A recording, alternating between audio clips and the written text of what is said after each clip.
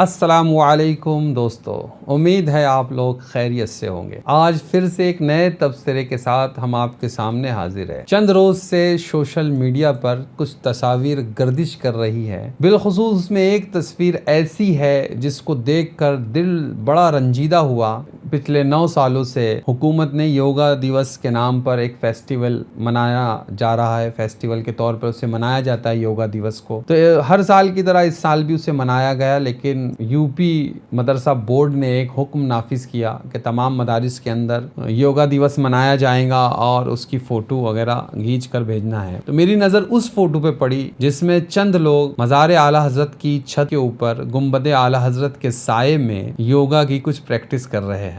یہ تصویر جب گردش کر رہی ہے تو ساتھ میں کچھ تعویلات بھی پیش کی جا رہی ہے کہ میرا سوال بڑا سیدھا سا ہے کہ الحمدللہ بریلی شریف ہمارے لیے مرکز کی حیثیت رکھتا ہے۔ یاد رکھیے، کوئی کام اگر اس طرح سے گنبد اعلی حضرت کے سائے میں ہوگا تو اس سے پوری دنیا کے اندر جو میسج جائے گا اس سے آپ تمامی لوگ اچھی طرح سے واقف، پھر لوگ اسی کو دکھا کر اہل سنت و جماعت بالخصوص مسلک اعلی حضرت کے ماننے والوں پر حملہ ور ہو جائیں گے۔ مجھے یاد آتا ہے ایمرجنسی کا وہ زمانہ کہ جب ہندوستان کے اندر 1975 میں ایمرجنسی لگی، اسی کے اندر ایک نسبندی کا قانون بھی تھا جس کو لے کر 1977 میں حضور مفتی اعظم ہند علیہ الرحمہ نے ایک زبردست فتویٰ دیا اور کہا کہ یہ حرام ہے، حرام ہے، حرام ہے، اور حکومت وقت سے ٹکرا گئے۔ شعلہ بیان مقررین بڑے جوش خطابت کے اندر اس واقعے کو بیان کرتے ہیں۔ تو کیا حکومت سے اس طرح سے ٹکرا جانا اور اس کی غلط چیزوں کو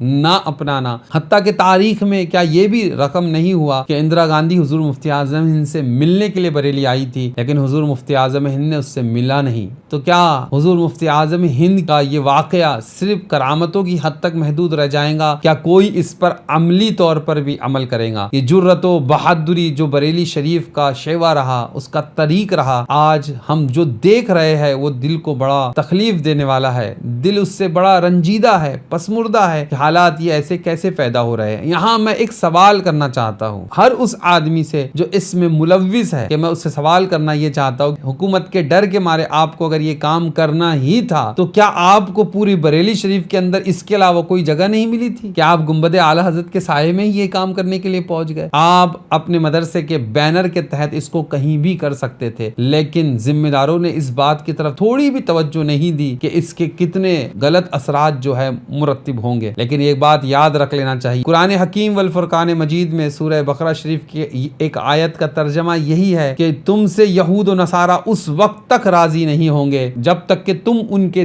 دین کی پیروی نہ کرنے لگو۔ کیا یہ بات نظر نہیں آ رہی کہ آج یہاں کے بھی ہنود اس بات پر آمادہ نہیں ہے کہ ہم ان کے دین کی پیروی کریں؟ ہمارا صرف ایک سوال تھا، کیا ضروری تھا کہ اسے اعلی حضرت کے گنبد کے سائے میں ہی کیا جاتا؟ لیکن نہیں۔ اور میں بتاؤں، آپ کو پورا ڈر اپنے گرانڈ کا ہے، حکومت کی طرف سے جو موٹی موٹی تنخواہیں آپ لوگوں کو ملتی ہے اس کا ڈر ہے، لیکن عالم تو یہ ہے اور ہمارے مشاہدات میں یہ چیز موجود ہے کہ موٹی موٹی تنخواہیں لینے کے بعد میں بھی یہی لوگ جو جن کے پیر کانپ رہے ہیں ڈر کے مارے، یہی لوگ جو موٹی موٹی رقمیں پیمنٹ کی شکل میں لیتے ہیں، لیکن جب رمضان آتا ہے تو اپنے مدرسے کی چندہ رسید لے کر گلی گلی ڈگر ڈگر بھٹکتے چندہ کرتے ہوئے نظر آتے ہیں۔ لیکن ہم بولنا تو بہت کچھ چاہتے ہیں، لیکن اپنے بھی خفا مجھ سے ہے، بیگانے بھی ناخوش۔ لیکن میں ایک بات اور کہنا چاہوں گا، یاد رکھیے، حکومت کے ڈر سے یہ سب کرنا، اقبال کا وہ شعر بھی ہمیں یاد آتا ہے۔ اقبال کہتا ہے، اے طاہر لاہوتی، اس رزق سے موت اچھی جس رزق سے آتی ہو پرواز میں کوتاہی۔ ایسا رزق کسی کام کا نہیں ہے۔ اگر